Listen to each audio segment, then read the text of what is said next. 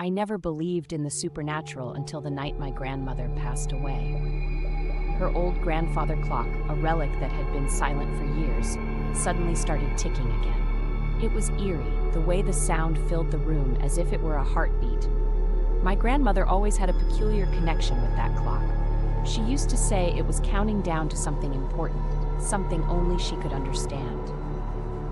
The night she died, the ticking grew louder, and I couldn't shake the feeling that it was a message meant for me. As I sat alone in the dimly lit living room, the clock's rhythm seemed to echo my own racing pulse.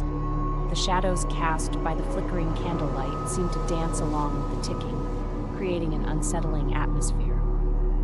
I remembered how Granny used to sit by the clock, her fingers tracing its ornate carvings, whispering secrets I was never privy to.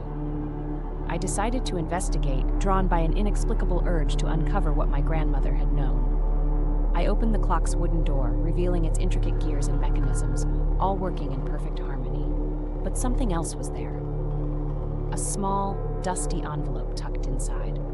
The envelope was addressed to me in my grandmother's elegant handwriting. Hands trembling, I opened it to find a letter. Granny wrote about a family secret, a pact made generations ago with an entity she called the Timekeeper.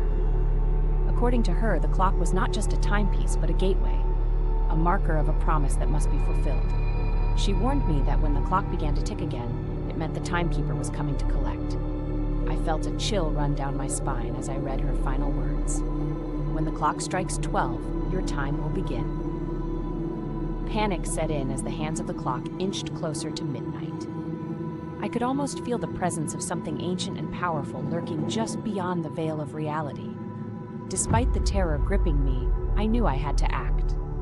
Granny's letter mentioned a way to renegotiate the pact, a ritual that could be performed at the stroke of midnight.